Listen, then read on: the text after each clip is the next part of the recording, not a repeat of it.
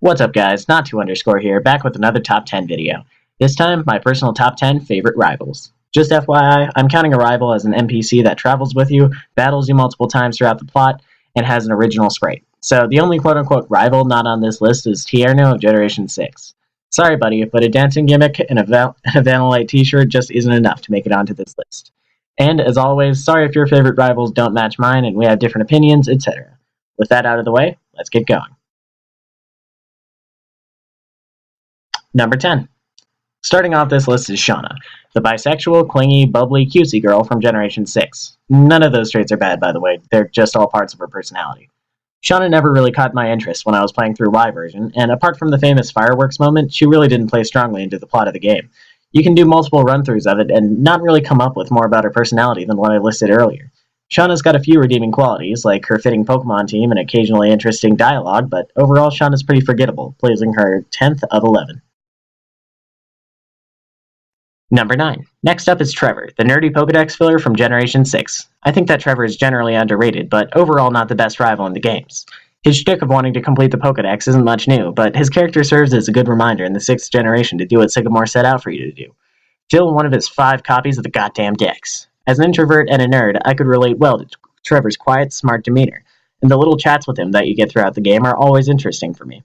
Plus, Trevor is a strong battler, with a team way better than Shawna's or Tierno's, and rivaling Serena and Callum's.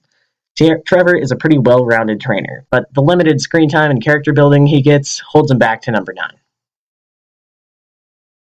Number 8. The first rival on this list that wasn't from Gen 6 is Hugh, the trainer with a vengeance for Team Plasma for stealing his sister's Purloin. The thing is, that's almost all there is to say about this guy. His character is so centered around this mission that we don't find out much about Hugh during Black 2 and White 2. Hugh's not a bad rival, and honestly more of a rival than Shawna, Tierno, or Trevor, since he gets the starter Pokemon with an advantage against yours and everything. However, he ended up one-dimensional and a bit bland after a while in the game, and suffers the fault of forgettability that so many of this list's early members face. Also, he uses a Bouffalant, and we all know how I feel about those. This is the problem with doing a top 10 list on something that there are only 11 of. Most of your top picks end up being shat on so that you can justify them being low on the list. Number 7. In the original Ruby Sapphire Emerald games, your rival was noticeably less defined than in Omega Ruby and Alpha Sapphire.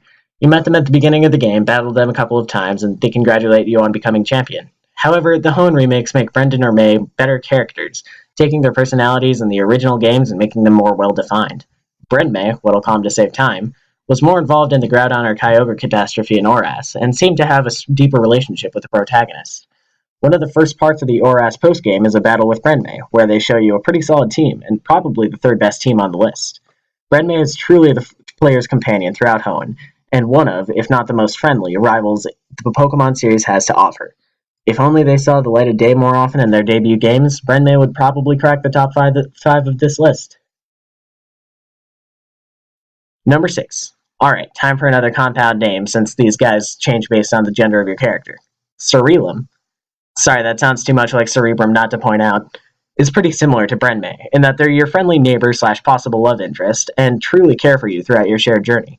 Almost every major event in Kalos's plot is accomplished with the help of Surreal Em, and they're highlighted more than Brenmay in that they're clearly the more important of the members of your group of 5. Out of Trevor, Tierno, Shawna, Surreal Em, and the player, it's clearly seen that the latter two are the strongest and most well-rounded. And this comparison is what puts Surreal Em just ahead of Brenmay, in my humble opinion. Number 5.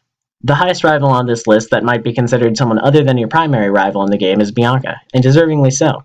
From the start of Black and White, Bianca is seen as an underdog, without the strength, wits, or skill possessed by the player and Sharon. Sort of a ditz, Bianca knows her faults, and does her best to build on them. Her Munna is stolen by Team Plasma, and with the sense to know that she's not the one to rescue it, Bianca finds the help of stronger trainers like Berg, Iris, Sharon, and the player, and learns from them. She completes her journey despite what her father says, and Elisa helps Bianca prove her father wrong, continuing on her adventure. In the last few battles you have with Bianca, you can tell that her experiences have helped her grow, and she becomes a pretty tough challenge by the end, almost as difficult as Sharon. After her journey, Bianca uses the skills that she has mastered to become Professor Juniper's aide, and in Black 2 and White 2, Bianca gives the player their starter, teaches them how to catch a Pokemon, and does many things that trained professionals are usually sent to do. This immense character growth is what sets Bianca apart, and puts her into the top 5. Number 4. Some of you might think that I don't really like or am annoyed by Barry due to my Pokemon Diamond Randomizer Nuzlocke, linked to the playlist in the description, but I actually admire him as a trainer.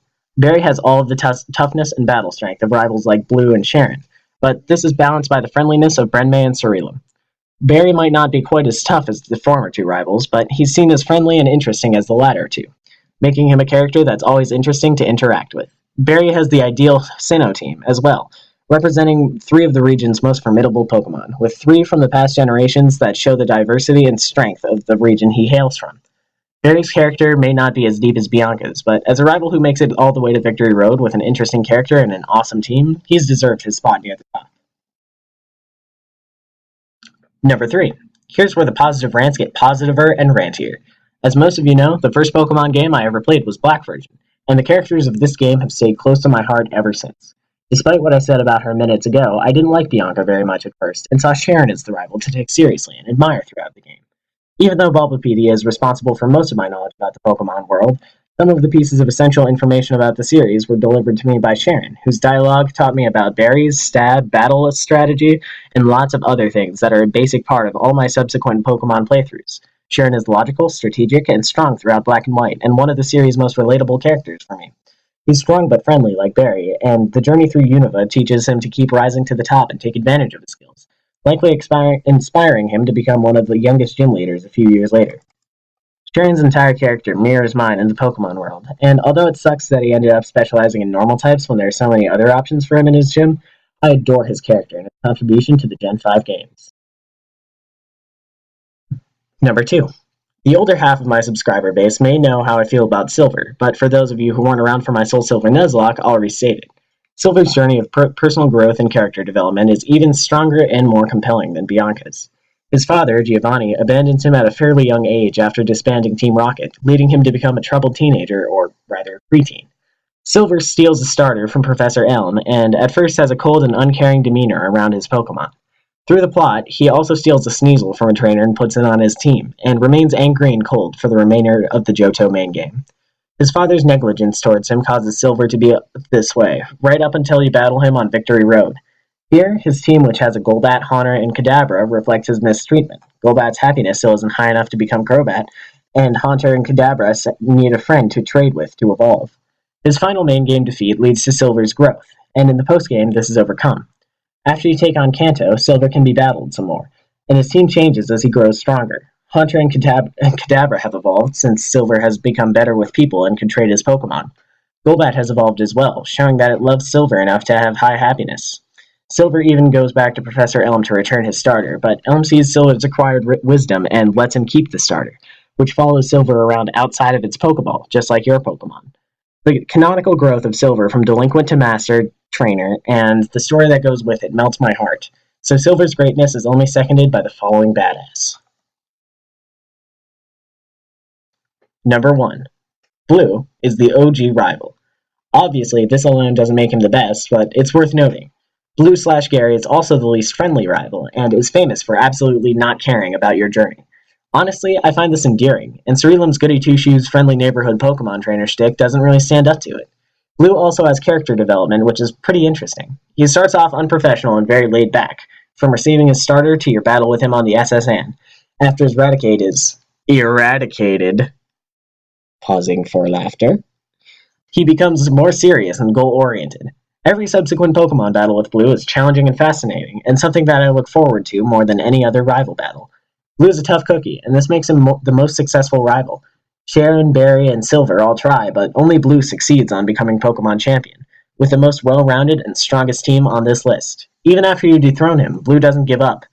And when Giovanni disbands Team Rocket and quits as Viridian gym leader, Blue takes over like a boss, and in the Johto postgame becomes the series' only multi-type gym leader. Simply put, Blue is a freaking boss, and my favorite rival. Thank you guys so much for watching this top 10 video. I really enjoyed making it, and hopefully you really enjoyed watching it. Leave a like if you did, and if you haven't already, subscribe for a variety of cool stuff that this channel has to offer.